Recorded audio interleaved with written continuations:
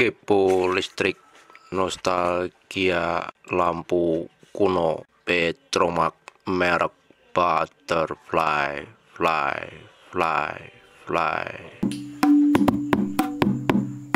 Oke temanku, di rumah saya ada lampu kuno ini tinggalan ya bapak saya almarhum.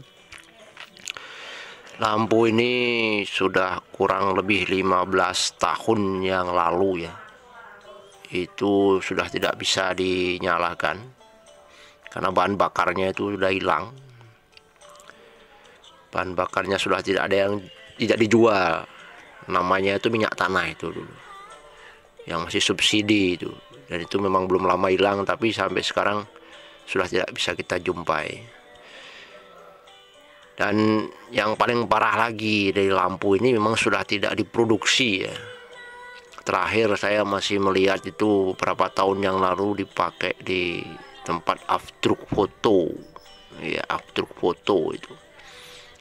Foto hitam putih biasanya ya. Yang pakai Petromax, kemudian di pinggir jalan itu. Ya, boleh dibilang di situ masa-masa muda saya beberapa tahun yang lalu.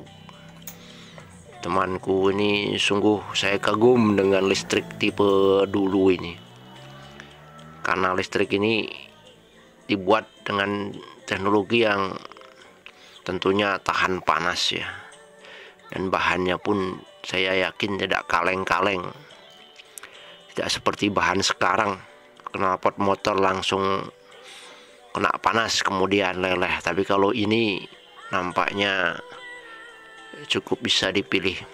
Mereknya Butterfly kok temanku, dan itu merek yang terkenal di zaman dulu.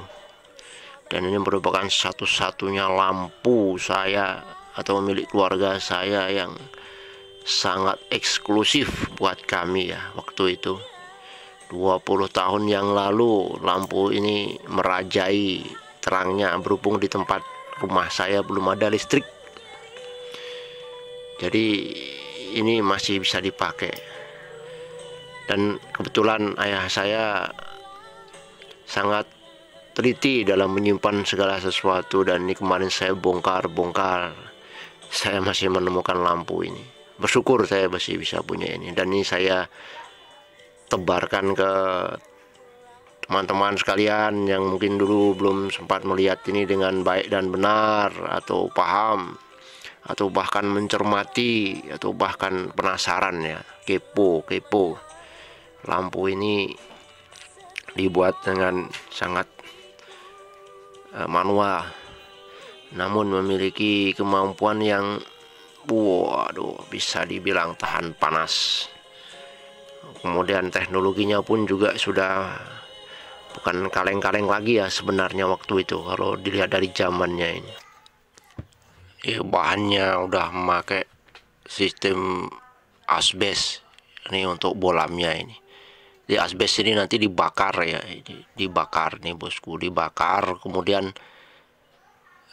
dia nanti akan menjadi semacam kayak apa ya, kayak crispy lah, boleh dibilang begitu ya. Kalau makannya crispy dan disentuh itu dia ambrol gitu. Itu kalau udah kebakar dia ambrol itu.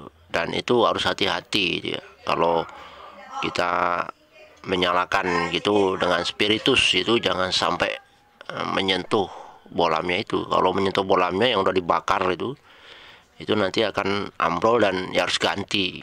Dan ini terbuat dari asbes. Ini terbuat dari asbes. Lampu ini bekerja berdasarkan tekanan angin ya,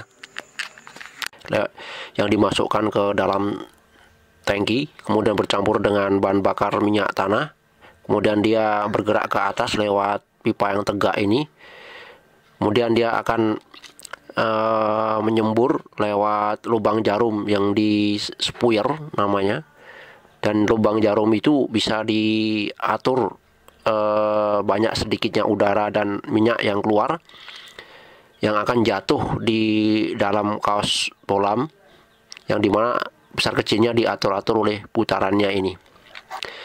Dan nanti begitu diterima di dalam lewat lorong itu, nanti dia akan nyala begitu.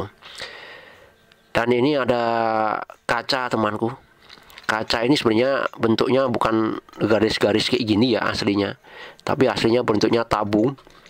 Tapi karena mahal, tabungnya itu kemudian dibuat oleh yang kreatif gitu menjadi seperti ini, yang diklem atas bawah dengan kaca yang diiris-iris tegak-tegak seperti ini. Ini klemnya kalau lepas ya kita kerepotan gitu karena bisa ambrol juga. Dan ini adalah tempat kayak kapal ya.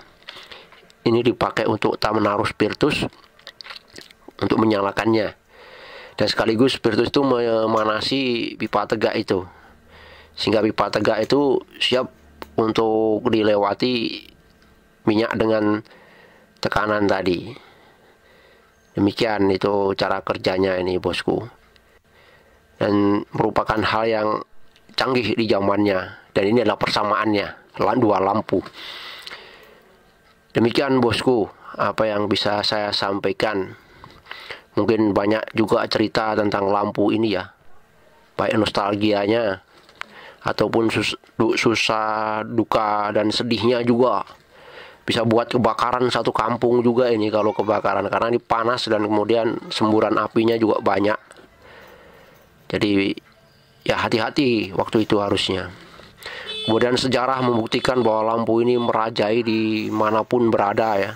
Bangsa Indonesia juga pernah mendapatkan lampu ini sebagai saksi bisu di sejarah pemberontakan G30 SPKI yang terjadi di Lubang Buaya, Jakarta, di mana pada waktu itu lampu-lampu ini sangat terang menyinari beliau-beliau yang terhormat, para jenderal-jenderal yang terbunuh di saat itu.